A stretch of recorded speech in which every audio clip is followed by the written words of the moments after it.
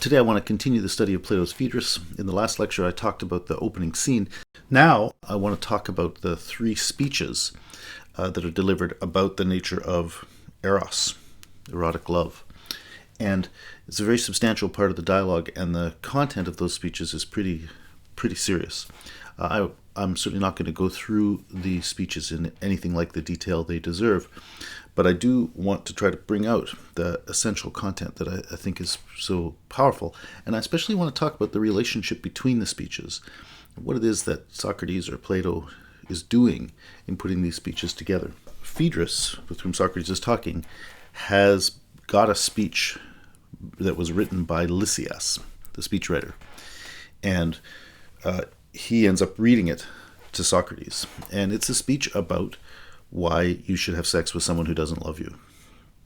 Then, second speech is Socrates going back over basically that same material and saying, here's a better way to make that speech. And then the third speech is Socrates saying, oh, those speeches were horrible because the thing they ended up advocating was dishonest and untrue. So he says, I need to make a new speech where we sort of take back those false claims and say what is really the truth about erotic life. That third speech, he calls it the Palinode, sometimes people call it Socrates' great speech, is indeed a very rich and deep speech, and we'll talk about that. And it's critical of what was said in those first two speeches. But in fact, there's a lot of pretty deep content in those first two speeches too. And that's what I want to first try to bring out, what it is that's in those speeches and why they're so important.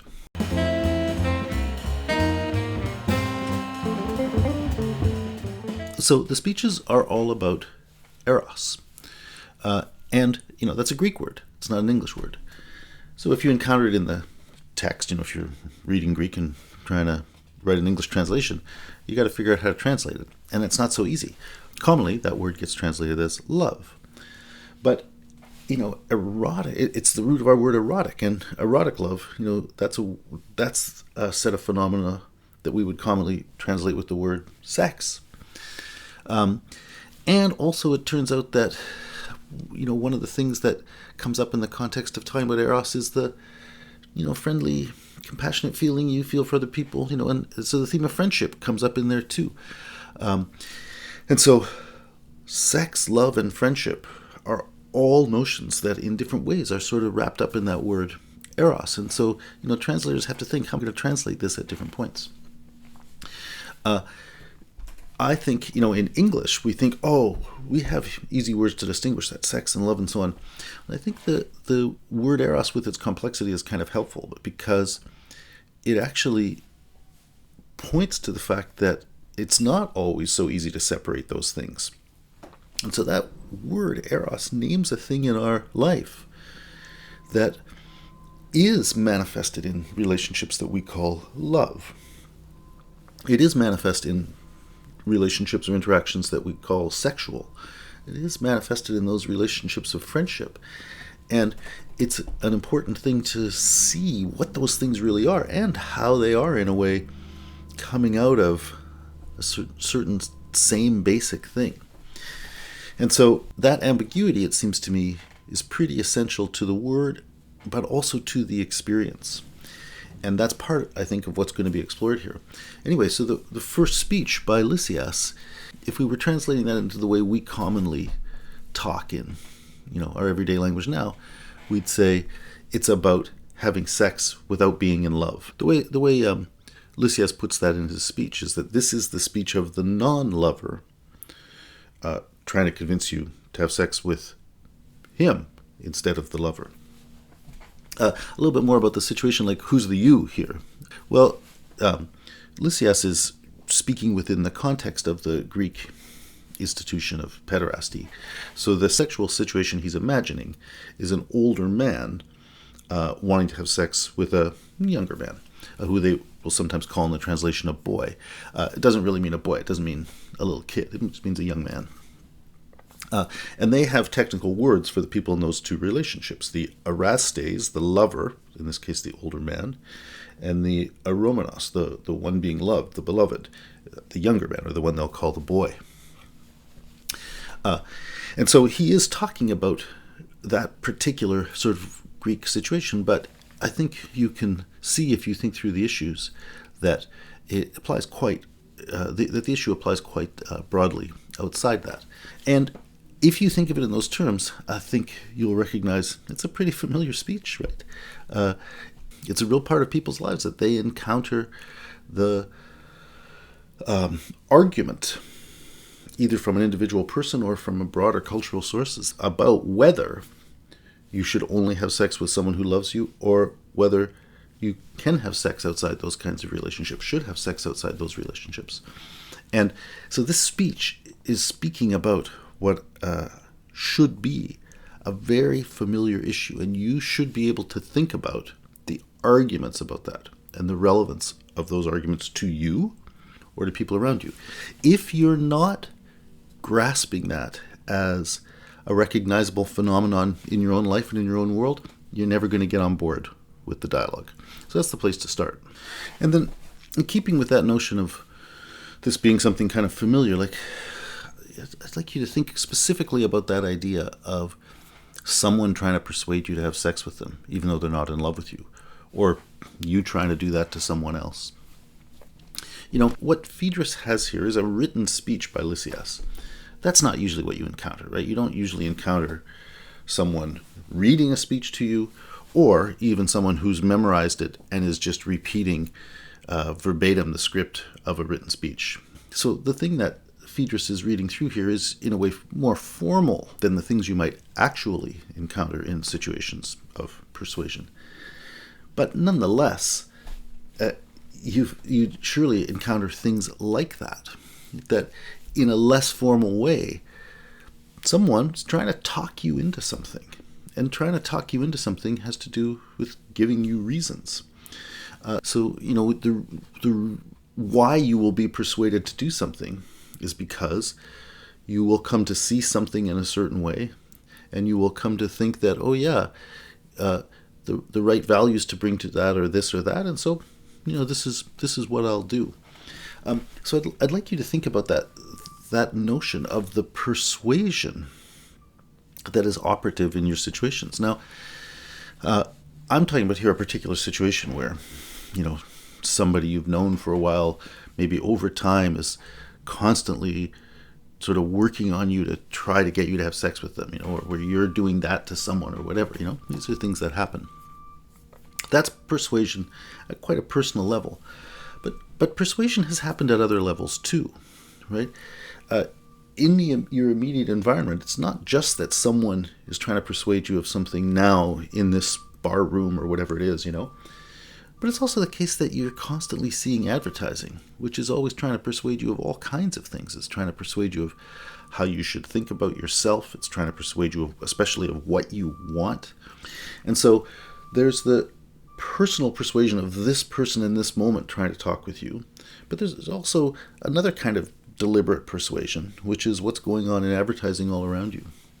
But then there's even more persuasion than that, like beyond the deliberate stuff, either personal or impersonal, that's targeted toward you now as a teenager or young adult or older adult or whatever.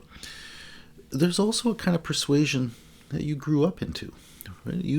You grew up with your parents modeling certain kinds of behavior, telling you things, right? And you were being persuaded all through your developmental time of how you should think about yourself, how you should think about what these things are that are going on in you, what your values should be, what the right thing to do is, and so on. And so that's not in the moment someone deliberately trying to get you to do this or that. But that was kind of the laying in over a long period of time of a kind of persuasion about how you should make sense of things in general. And, that was the sort of personally targeted persuasion of your parents in your immediate environment. But once again, there's a more impersonal version of that too, which is a general sort of set of cultural values, like advertising, but unlike the phenomenon of, targeted advertising that is someone specifically designing something to sell a product now, blah, blah, blah. It's more like the kind of advertising you get through the cultural facts of fashion and sporting events and religion and political values and so on. Like you grow up in a culture that through all kinds of its ways of living has certain kinds of values. And these things persuade you to live and think in a certain way. Indeed, even that institution of pederasty, I say like that's a Greek institution. It's a thing that people in Plato's society would have taken as a reasonably straightforward and familiar thing. Yeah, that's what people do. And so as people grow up, aristocratic people anyway, they sort of expect themselves to live out of, in one way or another, that structure. Whereas in 21st century North America, we're not expecting that to happen. And so in both of those cases, whether it's ancient Greece or 21st century North America, we, whoever the we would be in those cases, grow up being persuaded that this is, what you should expect. And so when somebody in the Greek world is trying to get something sexual to happen within the context of pederasty, yeah, they're trying to persuade this person to do something here, but in a way they have themselves already been persuaded to take up their desires and values and feelings in those terms, right? So, what's the point I want to make out of all of that? Well, I want you to start thinking then about how much your own desire, your own sexuality has already been shaped by persuasion and is ongoingly shaped by persuasion. So I remarked that the setting that Socrates and Phaedrus are in is a sort of natural landscape, but one that has already been interpreted or filtered through myth and ritual. And so nature, as they experience it, has already been shaped by language, right? And the point I'm trying to make here is a similar one. Your desires, in a way, your most intimate things, aren't things that come to you in this purely natural, unadulterated form. But by the time you sort of find yourself as a person with desires and goals and values and all the rest, that stuff in you has already been persuaded, right? It's already been filtered through the language of advertising and parental guidance and cultural influence and all the rest of that, right? So this first speech is about this persuasion in the context of sexuality, and the thing that I think that should make you recognize and think about is how much your sexual life is itself already sort of made out of or shaped by argument, persuasion, right? How much your desires take the form they do as a kind of consequence of, good or bad ways you have been convinced to think and feel about things. So anyway, let's look at the speech. So let's say as the speech begins with the narrator saying, this is at 230e, "You understand my situation. I've told you how good it would be for us, in my opinion, if this worked out. In any case, I don't think I should lose the chance to get what I'm asking for, merely because I don't happen to be in love with you." So that's where the speech begins, right? That's the person trying to say, we should have sex even though I don't love you. But I want to start with that first sentence. He says it in Niemas's translation, "You understand my situation." The Greek is perimenton emon pragmaton epistasai. About my situation, about my affairs, about my situation. You know what it is. I think that's just a really interesting remark, right? That is where we start. Like, you do understand things. You know how it goes. Is another way of putting it. You know what's going on. In your actual situation now, presumably, you have a fair, experienced grasp of what human relationships are like, how sexuality comes up, what kind of things people feel, and so on. Like, you're experienced in that. You understand what that stuff is. And the issues that this guy's going to raise, And presumably you know what those things are too, right? You've probably, presumably you've had those debates with yourself at some point. Like, should I have sex with people I'm not in love with, or should I not have sex until I'm married and marry someone I love and so on? Like, it's hard to imagine people who don't in our culture grow up thinking about those things and debating those things with themselves, arguing with themselves, persuading themselves should go this way or that way. Anyway, so that's where he begins. And one of the reasons I wanted to emphasize that remark is because that notion of having an experienced familiarity with something is going to be quite significant later when we go on to talk about science and techne. So I'll just mark that for the moment. But anyway, you do understand the situation. And what is the situation that you understand? Well, what it's like, how people act when they're in love. And presumably, again, you will know the things that Lysias goes on to describe, either because you've experienced them yourself or because you've seen them in other people. So the things he says in this speech, it seems to me, are exactly right. This is, in that sense, it's an excellent speech. It is a perfect presentation of a very real phenomenon. We began the dialogue with the phenomenon of greeting, and I was saying, well, we should think about what's going on there. Now, we're getting a different phenomenon of a written speech. We'll talk more about that later. But in that written speech, we're being presented with another phenomenon, and that is the phenomenon of familiar aspects of sexual life. And as I said, I think Lysias describes them very well. And what's he describing? He's describing, how people who are in love end up behaving. You start off thinking it's going to be great to go out with someone and to be in love with someone, but relationships often don't go so well, and that's what he's going to talk about. So he says, here's what he says. What happens? Like, when somebody says they're in love with you, you know what happens. He says that this is from 231a through 233c. I'll just sort of list the main points.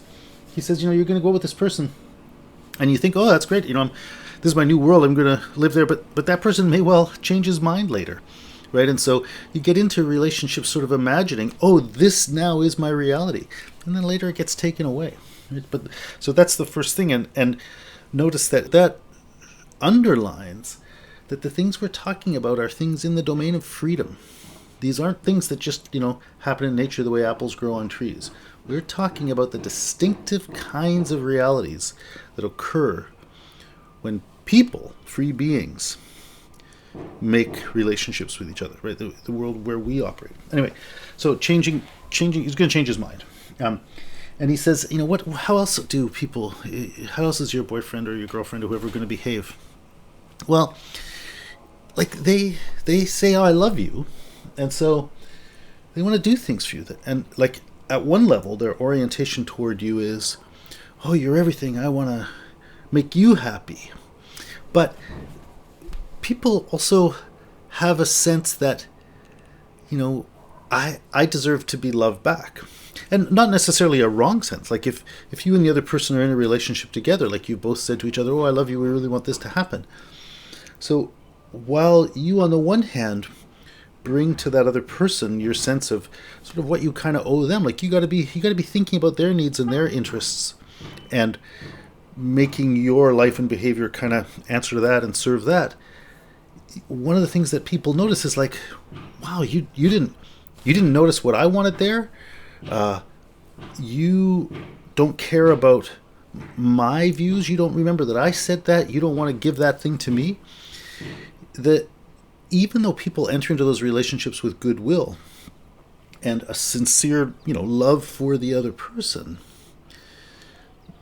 they expect a kind of reciprocity. They expect to be seen and understood and known and cared for by the other person. And people commonly, he says here something like people have a balance sheet. Like people commonly accumulate, grudges as they think, oh, you didn't really remember to get me that thing, or you didn't notice that I wanted you to do this or whatever. Right? So that's the second thing, right? That it starts off looking like it's going to be nice, but in fact, you're putting yourself in a situation where another person is going to be wanting something from you, and always in a way, you're always going to be dealing with that person's feeling that they're not really being treated fairly or not being treated well enough. And so they'll get grumpy at you, right? Because of that. So people get sort of feel like they're sort of insufficiently rewarded or something. And then on the other hand, those things that they do give you, even if they do give them to you in sincerity, they give them to you because they love you. And later, when they break up with you and go out with someone else, they're going to give stuff to other people. And indeed, in a certain way, it's like not just gifts, but like their attention. You sort of thought it was yours. And you live right now thinking, oh, this is for me. And later they're going to give that to someone else. And it's kind of going to seem like, oh, I thought that was uniquely coming to me from that other person. But in fact, it's a thing that can be moved around. I thought it was the unique attitude that person had for me. But in fact, I was just an instance or an occasion for that attitude being delivered. And he says, they're going to say these nice words to you and so on, but they're going to say those same words to somebody else another time, right? Also, a person who's in love is actually going to say, like, I feel out of my mind, like I'm really not my normal self. And that will lead people to do things that they later might regret, because when they're no longer in love with you, they're going to say, wow, I wish I hadn't done that thing. I wish I hadn't made a fool of myself that way or given away those things or whatever. He says also, like, reasons why you might not want to get involved in that. Well, when you look around and you see all the amazing people that you might think, oh, I'm sort of interested in that one, I'm sort of interested in that one, you're actually going to have only a relatively small pool of people to choose from. So I don't even know if it's right to say to choose from. There's only a relatively small number of people who are going to be possible partners from you. Right? The ones who actually think, oh, you're the one. Right? So he says, from the point of view of why maybe you should think about having sex with someone else, like, it seems like you really have to limit yourself and turn your back on all kinds of exciting possibilities in order to come into this relationship. Also, if you think of what it's like in those situations, like, in certain ways it can be kind of embarrassing. Like, in high school or elementary school or something, people say, oh, you got a girlfriend or something like that. But also beyond that, in adult life, like, people speculate and gossip, and people derive pleasure from feeling like they can form judgmental views about you. And, if you start going out with someone, that person's going to start acting like you're their girlfriend or boyfriend in public. And so your public image is going to be taken out of your hands, and you're going to be defined in people's eyes in a certain way because of how they see you behave. And he gives this example. He says, when if you hang around with someone, people are going to start saying, oh, I see them together all the time, I think they're together. He's talking about the way that people like to speculate sort of critically about your intimate affairs. And then he also says, when someone's in love with you, people get pretty thin-skinned. People get jealous easily. So once again, whereas that person used to be enthusiastic about you and thinking, oh, I think you're great, and you currently are popular and active and all the rest, the very things about you that person initially was attracted by and thought were good become kind of threatening things to that person when they're involved in a relationship with you. They start thinking, oh, are you really thinking about me, or are you thinking about that other world? Are there other people who are trying to go with you? What are you doing with those people? Are you getting involved with them? And so, the person who was supposed to love you can be someone who starts being kind of nasty towards you, jealous, and even sort of inhibiting to your life and activities. And then he says at 233-2e, he starts talking about another one that I think is particularly interesting. He says, another thing is, like, when a person says they're in love with you, he says the reality of that is probably they first thought you look really nice. And so they say they're in love, but maybe it's really just a kind of lust or something like that. And so you think you're going to start going out with this person because they're in love with you, and you have sex with them. And then after that's happened, turns out they think, yeah, I don't really love you after all. And so the reason that one is so interesting is because it shows the way that we ourselves, in our feelings, aren't always that clear on what's going on with us. And we can ourselves be very confused about what it is about this other person that's attracting us, and what the thing is we're feeling. Is it love, or is it lust, or various other things, right? So I think that one's particularly interesting. And then he says after that, again, another one. He says a lover's praise can't really be trusted, because when a person really is in love with you, like they have this kind of crazy vision of you that you're the greatest thing on earth, and so they say all these things, but those things they say are in a way a reflection of their excitement, not things that you can automatically take to be objectively true. And so that makes their praise in a certain way untrustworthy. And then on the other hand, so that one is because of the person's enthusiasm. Like they don't really quite know what they're saying, or they don't really have maybe the best standard, something like that. But also there's another side that's a little bit more less innocent, a little bit more instrumental. It's also true that when someone's trying to go out with you, or in general when they're wrapped up in a love relationship with you, if they're feeling very much like that kind of sensitivity that he mentioned earlier when we were sort of talking about jealousy, if they feel sort of charged up and vulnerable in relationship to you, either because they want you to start going out with you or they don't want to lose you, well, they might not actually want to say something that is critical or doesn't paint you in the greatest light, because that might make you less interested in them. So sort of honestly, the person may praise you in ways you can't trust because their view is a bit skewed, but also it may be that the things the praise they give you can't trust because they might be lying. They might be trying not to offend and trying to please you, right? And indeed, kind of like that last one about not knowing whether it's love or lust, there again too, in that issue of praise and how the lover speaks to the beloved, we in our speaking can be not entirely clear on what we're doing, whether we're honestly conveying something or whether we're instrumentally trying to bring about a certain result. So I think those two remarks are particularly good for drawing attention to the confusions and unclarities we actually grapple with in our own feelings and experiences. Anyway, the speaker in Lysias' speech ends up by saying, okay, look, that's what it's going to be like. If you're going to go for people who love you, you're going to get all those sort of frustrating behaviors from them. And, as he said at that other point, you're going to have only a narrow pool of people to choose from, etc., etc. And so he says, that's why you should have sex with me, because, what we're really going to get is the pleasure of that sort of bodily coupling. We're going to have the pleasure of sex without all the baggage, as people say, that comes with an emotional attachment and all the complexities associated with that. And the narrator specifically says, look, I'm going to plan, I'm going to figure out how we're going to get pleasure, and because I'm being very deliberate, I'm being in control. That's why you don't have to worry about these things. So the real contrast is between this very deliberate, calculating, controlled attempt to make an agreement with you whereby we'll both harvest some pleasure.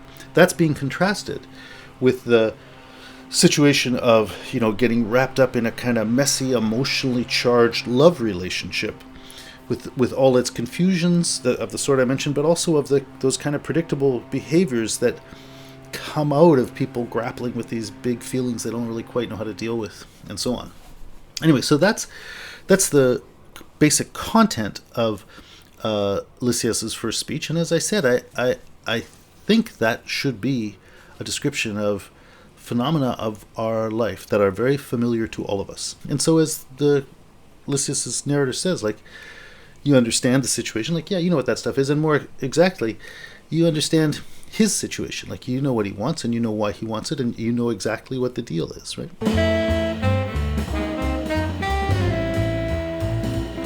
So I want to go on and now talk just quickly about Socrates' response to that. So after he finishes reading it, Phaedrus says that it wasn't that great, and Socrates says, oh yes, very nice, very nice. And then Phaedrus says, oh, could anything be better, and Socrates says, oh, come on, you don't want me actually to say that what he said was good, do you?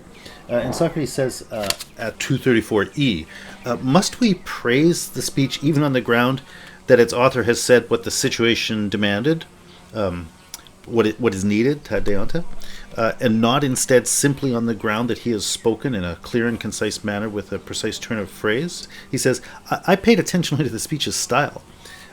So Socrates there says a couple of things that I think are pretty important. The first is he draws attention to the fact that we can distinguish between content and style, something like that. And that's a thing we do all the time. You might say about a painting, a work of music, a piece of writing, all kinds of things. You might say, oh yeah, it was done really well. It's just a thing I don't like very much, or a thing that's not very good. And that ability to separate style from content or form from content is pretty important, right? If you're a teacher in university like I am, you're trying to teach people about writing essays, like one thing you're going to do is try to teach them the formal elements of essays. You're going to say, like, these are the things an essay needs to have, whatever it's about. Like, I don't care what it's about. You need to just be able to think about the structure an essay has and what the relevant parts are and how they work. Like, it's got to have an introduction, and the introduction has to say, it's got to introduce the reader to what the thing's about and what you're going to say about that thing and what steps you're going to go through and how you're going to establish that. And then you need to go through piece by piece and do those things, and then at the end you need to draw your reader's attention to how the evidence as you've structured it and presented it makes this conclusion, like a law court case, But I don't have to talk at all about what any particular essay is about. I'm just talking about the form of an essay as such. And it's important that we can do that. And you can look at an essay that's actually not good in certain respects, but you can say, oh, but it's actually got a really good form. In other contexts, we separate formal things too, like at extreme level, like just math or logic. Like you separate the form of a valid argument from any particular argument, and you can look at what structure an argument has to have to work without being concerned about what particular thing you're arguing about. Or math, you can say, here are how relations of quantity work, regardless of what it's a quantity of. Right, so anyway, here with respect to language, Socrates is drawing our attention to that thing, that we can distinguish between, the style and the content, the form and the content. And that, again, is going to really be something about us. That's what human beings do. That's the kind of power we have is in all kinds of situations. We can engage with things in the world, and we can differentiate logically or conceptually between aspects of the thing that can't actually be really separated apart in the thing itself. Right? We think of that as power of abstraction or something like that. Anyway, Socrates draws attention to that.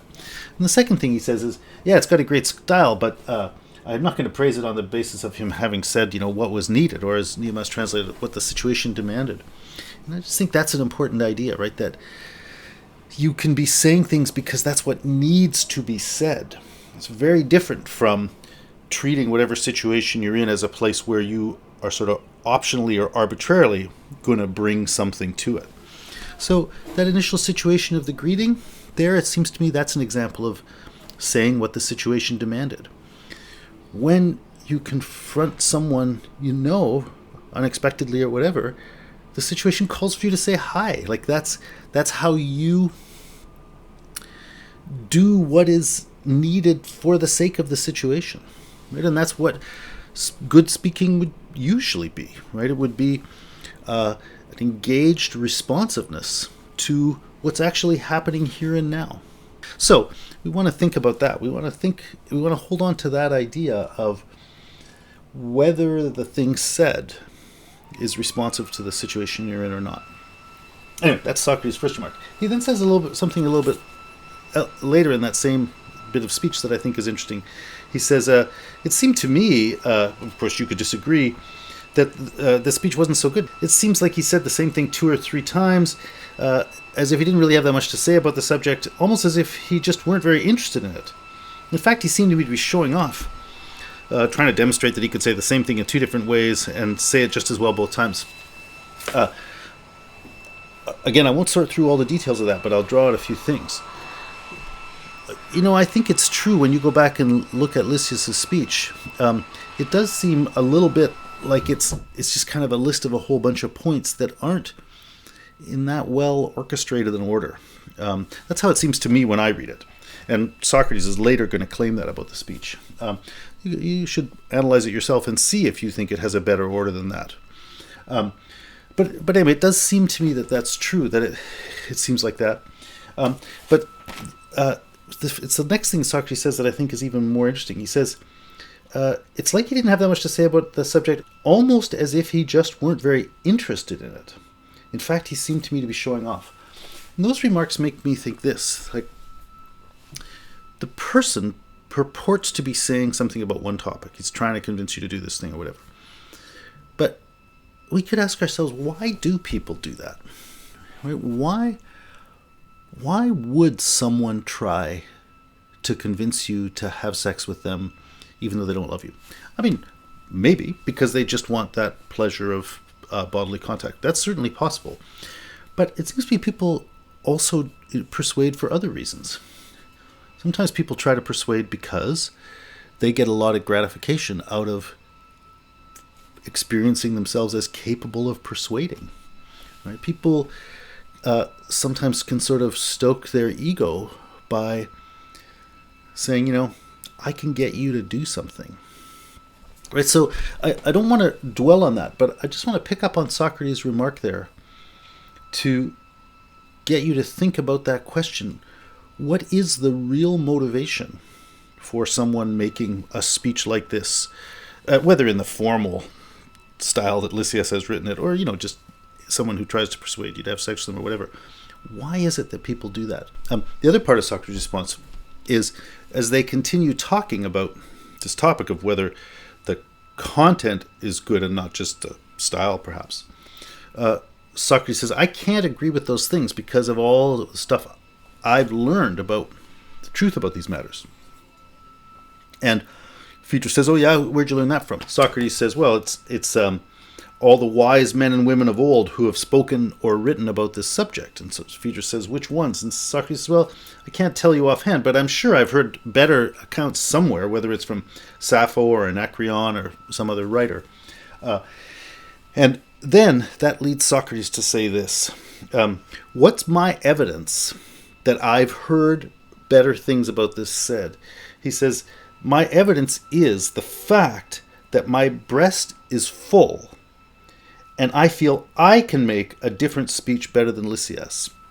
So he's saying, my breast is full. He's saying, I feel like I have an understanding of those issues. And that understanding I have, that thing that's in me, is making something rise up in me, which is the sense that I could say something better. So just that remark about feeling his breast full and so on seems to me very much like, again, that issue of greeting someone. Right? When you greet someone, it's just the letting out of something that's kind of rising up in you. Right? It's not a thing you made and applied to a situation. It was you releasing or giving release to something that was sort of welling up in you because of the demands of the situation. And that's more or less how Socrates describes what's happening to him as he responds to what he's just heard in that speech. That's the first part. So what's my evidence that I've heard these better things? Well, this stuff is welling up in me. I think I have something to say that's better than that. And he also says, but I'm also aware that none of these ideas have come from me. He's not just making them up, right? And so there's that first point about things welling up, but then this other point is also pretty important too, because he says, look, I know my own ignorance. I'm not saying that I somehow have figured out profoundly what the ultimate truth of this is, but I have things to say that seem to me important. And he says, so what's the only other possibility then? The only other possibility is that I was filled like an empty jar by the words of other people streaming in through my ears, right? He's saying, that's how I know I must have learned it from someone else. And so the thing I think is pretty important there is he's got this thing welling up in him, which is going to be his meaningful, critical, insightful, engaged response to the thing. It's not sort of meaningless words or anything like that. He's going to say on that topic something he grasps and understands that's better than that.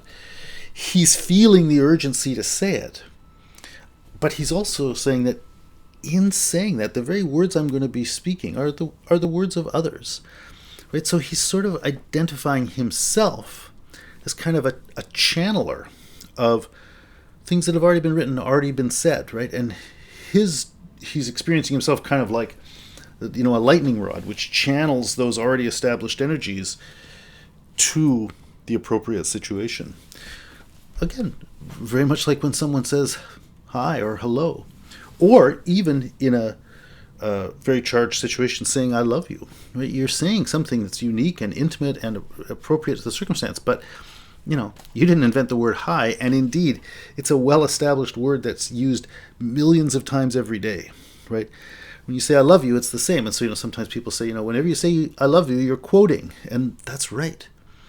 These words that are your most intimate and appropriate response to the situation, that come out of something welling up in you, are also you as kind of lightning rod, channeling the words of others, channeling something that was kind of written before you. Right?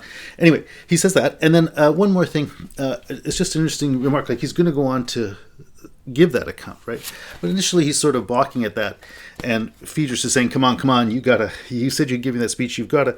And I just think this remark is interesting. At 263d, Phaedrus says, you know how things are. Or as Niemus and Woodruff translate it, do you understand the situation? Like, they use words that are basically the same as the words with which that speech began, right? You understand my situation, the narrator said. And they translate here Phaedrus saying, do you understand the situation? The Greek words are a little different. In this case, it's oist hos eche. But the translation is good in the sense that I think it captures the same point, right? He's saying, like, you know how it is. Don't you know what's going on here? And it's the same thing. He's saying, you grasp what's going on here. And Phaedrus is making a kind of play threat. A threat of violence, and probably in particular a threat of raping him or something like that, because there's so much sexual innuendo throughout all this. But he's basically saying, I'm saying you should do this, so you can either consent or I'm going to make you, have sex with me, whatever, right? Note that that's not really what's going to happen. But my point really is, in the context of that little banter, is just that remark about you understand the situation, right? It's that same thing again, that talking about how we do understand situations, not always, or in fact, typically not in a highly articulate way, and sometimes in quite a confused way. As I was saying about this issue of, is it love, is it sex, what are those things? Like, we don't quite know whether it's love or sex, and even when it's sex, even if we think that's what we're talking about, we don't quite know whether we mean the passionate feeling or the bodily actions. Like, we have a lot of confusions about those things, right? But even if those things are confused in a kind of meaningful, rich, experiential way, we kind of get what's going on, right? Anyway, so I want to remark that he says that again. Socrates does say, okay, I'll give you my speech. And there Socrates says he's going to cover his head. Because what he's going to do is he's going to deliver a better version of this, so he says, a better version of the speech he's just heard. But he also doesn't think the content of that speech is good. And so he says, I'm going to cover my head so I don't have to be looking at you. Bringing out, again, that reality of what it is like to be there in the presence of another person, with all the things I said in the last lecture about what it means for a person to be present, how that sort of affects us. And Socrates is saying, I have to not look at you. I have to do something to break the intimacy of our encounter for me to be able to sort of commit to doing and saying this thing, right? This is kind of a tension then between what he's going to set himself to say and what he would really be feeling in the presence of that other person. Anyway, so I just want to mark those things. And now let's talk about Socrates' second speech.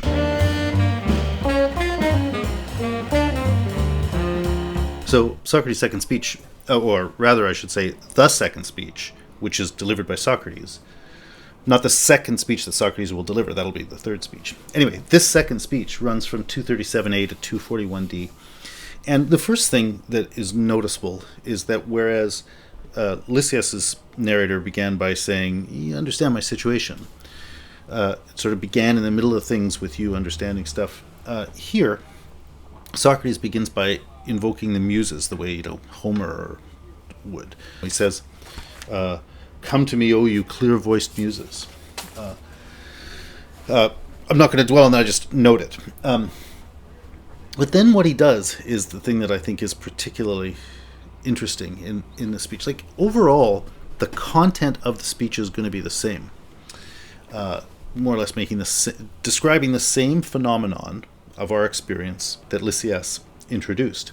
As I said, I think what Lysias was talking about was right on, and he was sort of giving voice to something you're very experienced with. So Socrates isn't going to change that. He's taking that same experience we're familiar with, and this speech is going to say, okay, what are we going to do with that? So the really interesting thing in his speech is that he gives you a definition. So, he presents this as if it were still a speech that you're going to give to some person to convince them. And it says, well, my boy, beloved one, we have to be clear, and everything should begin with a definition, and da-da-da. And if you look at that and you think, how convincing would that be to someone, let's say at a bar that you were trying to convince, to go have sex with you or something? Like, probably not. But the more important thing is what it is that he's doing there. I think he's taking, as I said, that experience of ours that Lysias's narrator introduced. And he's saying, okay, let's take what we've now said and clear it up.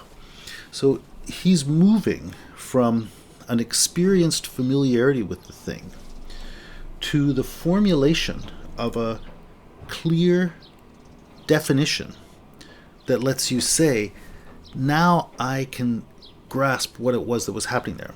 So he says, we were talking about eros. We were looking at the form love, or erotic love, takes, right? We were describing all the experiences that go together under that. We're saying, I know what that's like, and we're kind of listing the things that happen. So we're saying, okay, what is that thing that we're seeing in all those experiences? And he's going to produce a definition of what he means by eros. And in doing that, in part, he's going to be working towards clearing up something like that kind of confusion and ambiguity that I was talking about, that we deal with, like between love and sex, and between sex as passion versus bodily action, and so on. The idea is to take that thing we have and now formulate it well. Regardless of how that relates to persuasive speeches, the thing he's putting on display there is exactly the process that later Aristotle is going to articulate, of how we move from being experienced with something to having a techne. I mention Aristotle just because Aristotle speaks about it so clearly at the beginning of Book 1 of the Metaphysics. But all the things Aristotle says are in Plato. Plato has that throughout the Gorgias, and it's going to be central to what comes up at the end of the Phaedrus. He's going to talk about that relationship between kind of empyrea, where you're experienced with something. He's going to talk about the move by which we turn that into a well-formulated articulation of what the principle was behind that experience. And that's going to be the move towards techne. Anyway, that's what Socrates does here. He's taking you from your rich familiarity with the world of love, erotic relations, and saying, okay, let's take those things we've said, and now let's start to think about it, which begins by getting clear and precise and being able to formulate, being able to say in words, in a definition, what that thing is. And so he then talks about eros, and he says, basically, it's a species of desire. And he's also going to say, picking up on the things that Lysias's narrator was saying about how the person who's in love is kind of crazy, he says, it's a situation in which your relationship to that desire leads you to go against your calm, self-controlled grasp of things. And so he's going to call that a kind of outrageousness or hubris. That's going to come back in Socrates' next speech, the same thing he's going to talk about here as hubris. He's going to call madness, whereas hubris is kind of a negative word. Socrates is going to make a point of saying madness is kind of a good word. So I'll just alert you to that in advance. But anyway, he's going to say the particular thing we're talking about is both a species of desire and a species of this kind of hubris, or what he's later going to call madness. So I mention that because that process of defining is a process of figuring out the relevant parameters, and then within a sort of range of options, figuring out the relevant species, which particular type of that thing. So that could be pursued if we were going to study definition and organization and so on, which will also come up right after these speeches are over. But just draw your attention to it here as a sort of structure. And then anyway, he comes around to his ultimate definition at 238b. He says, so here's what we're going to say eros is. The unreasoning desire that overpowers a person's considered impulse to do right and is driven to take pleasure in beauty. I'm not going to parse out that whole definition now, though it's worth doing, because the issues that are raised there are going to be dealt with much more effectively and richly in the next speech. And so I really just wanted to bring your attention to that, because that's really what he's doing. He's saying, okay, the first speech introduced us to the familiar world of eros. Now we're going to think about that and say, what is that thing that we're talking about? And the thing is, when you don't have that definition, you're just kind of sloppy. You flip around between all the different ambiguities and confusions that are wrapped up in your experience, your unthinking experience. By formulating the precise definition, you can now think effectively about those experiences that you had. You can say, okay, with respect to that definition, I can say, yeah, this is this is that, this goes this way, this goes that way, this fits here. Like, it gives you the basic organization and orientation of the field within which you can place all the parts and make sense of them. So that's the main thing he does there. And then the last thing he does that's also a little different is when he gives that speech, he also says, okay, here's what the situation is. The guy giving the speech is really in love with this younger man, the beloved, but he doesn't want to admit that because he thinks that's going to go badly for him. So he actually thinks he can do a better job of getting this guy if he actually conceals his own deep interest in it. I want to just say two things about that. First, it's interesting that Socrates does provide a backstory, because he is saying, when you hear the words of a speech, you don't know exactly which way they're going, and the same words can be spoken, truly or falsely. Like, basically he's saying, I'm going to present that speech, but the person who's saying it is lying. He doesn't have to say anything different than what was said in the first speech. Exactly the same words can be telling the truth or telling a lie. The words by themselves don't distinguish between those two things. So Socrates sets up a context, and now those same words mean something, mean a particular thing, a lie. You didn't know which they meant before because you didn't know the context. And then the other thing about that backstory is, again, just as I was saying before, like, Socrates raises this question, what is the motivation the person had for making this speech? That reflection is kind of deepened here, right? Because here he talks about these complex motivations we get in. Like, you maybe really are excited about this person. Maybe you think you're in love with them, whatever it is you want, but you're sort of passionately drawn to them. You really want them to desire you. But that means you're very vulnerable to their refusal. And so maybe you don't want to really fess up to your true feelings because you think they're going to be rejected. And so you actually conceal them as a way of dealing with those feelings. And so you end up relating to this person you're supposed to love in a kind of lying way. It's Socrates, by saying that, it seems to me, is adding one more piece to the list of weird things that people in love do. I shouldn't say weird things. Very understandable things, but things that might seem kind of counterintuitive.